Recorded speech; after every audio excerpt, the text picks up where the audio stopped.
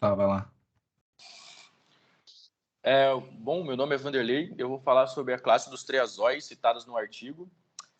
Os triazóis são antifúngicos biodisponíveis pela via oral. Eles têm uma atividade de amplo espectro contra bolores e leveduras.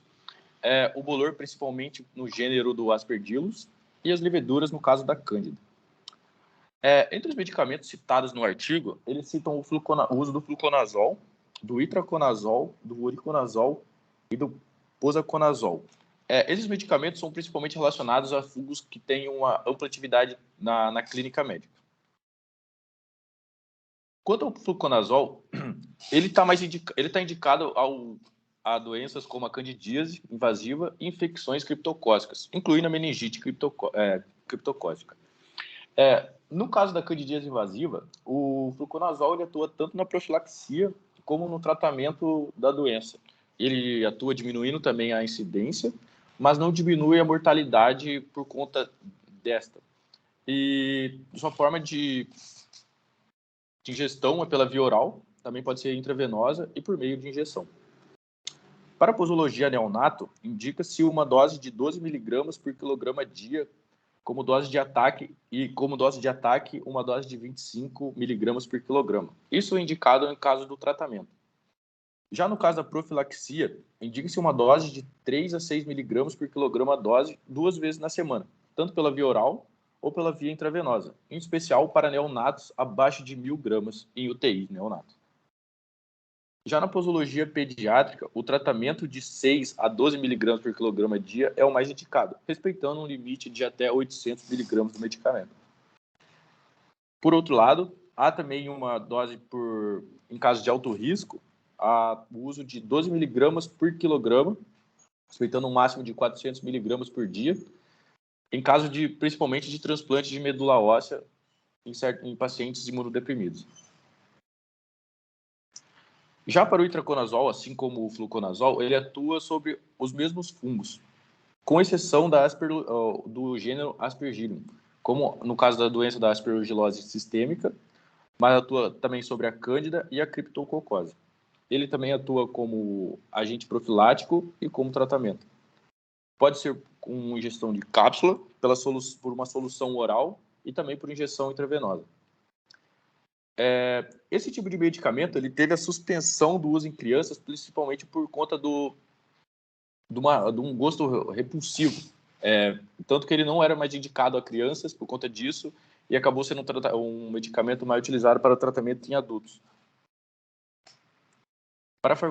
Na sua farmacologia clínica, as doses de 2,5 mg dias e a dose de 2,5 mg por quilograma a cada 12 horas se mostraram seguras e eficazes para o tratamento. Já na posologia neonato, foi respeitada uma dose de 5 mg por quilograma a cada 12 horas. Já na pediátrica, uma dose intravenosa de 2,5 mg por quilograma, com um limite de até 200 mg a cada 12 horas, durante 48 horas. E após isso, uma dose de 2,5 mg por quilograma, respeitando um máximo de 200 mg a cada 24 horas.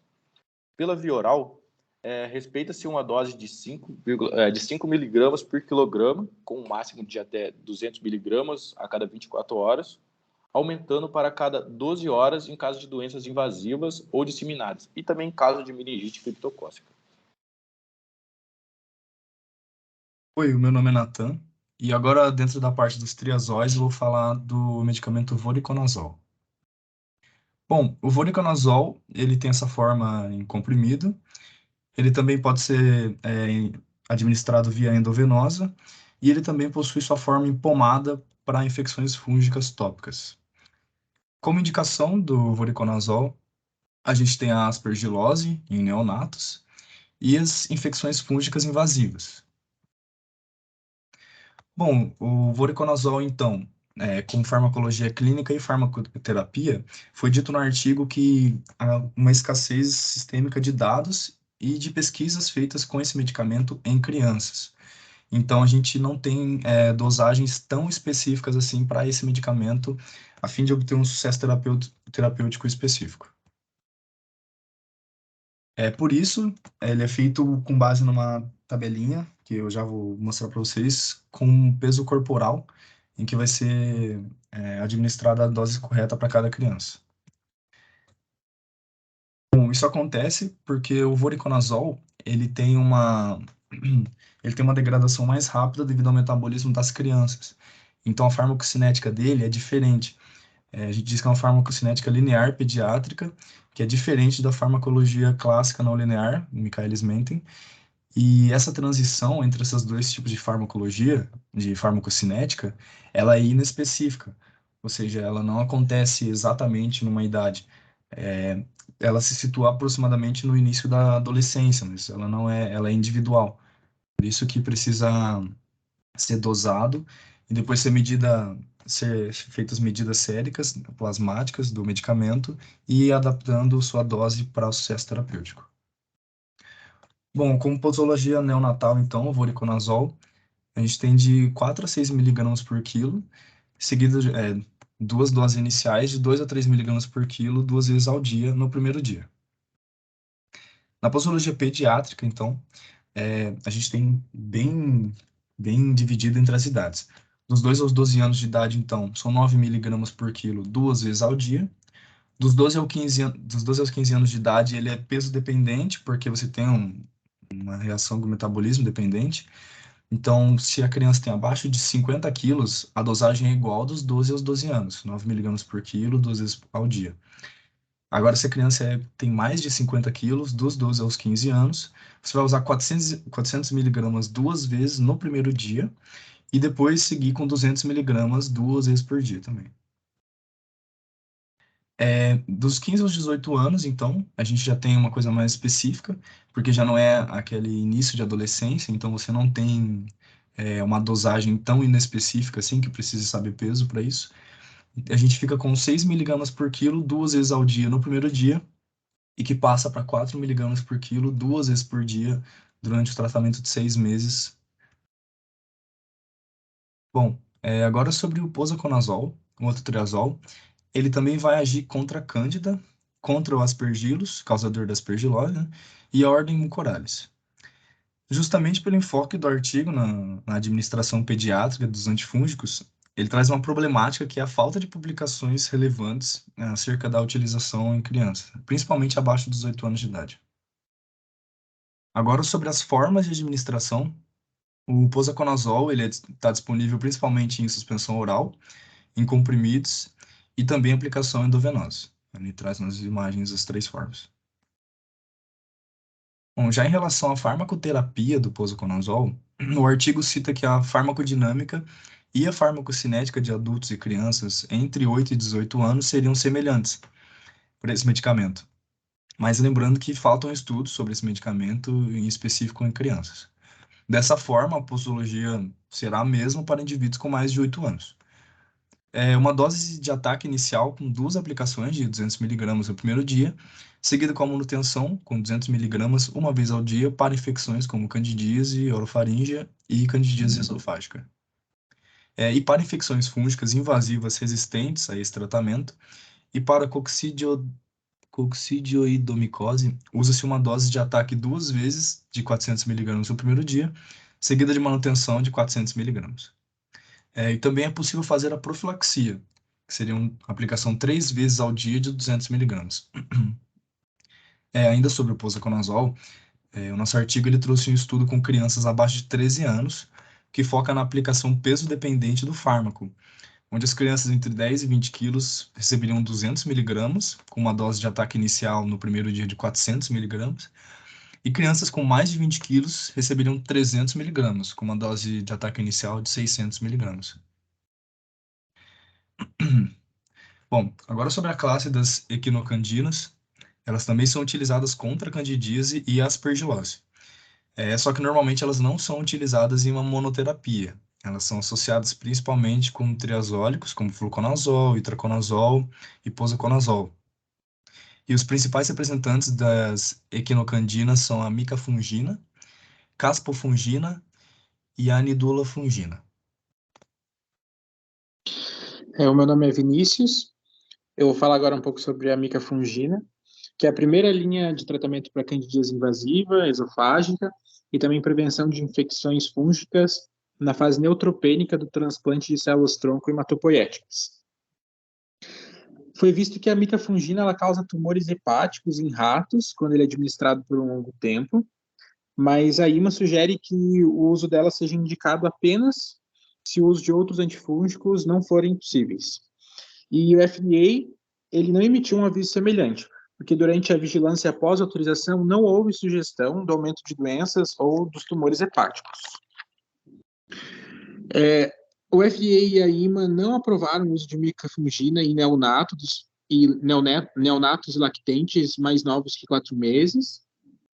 E para crianças mais velhas, a micafungina apresenta uma farmacocinética linear, considerando um conjunto de 229 crianças de 4 meses até menores de 17 anos, concluiu-se que a dosagem de 2 miligramas por quilo atinge o melhor resultado comparando com o alvo adulto, que foi pré-definido, mas isso ocorre até um limite de 40 até 50 quilos.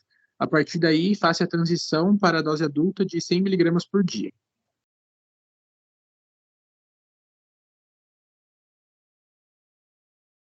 Agora, a caspofungina foi aprovado pela FDA em crianças de 3 meses e ela já é licenciada pelo IMA para crianças entre 12 meses e 17 anos.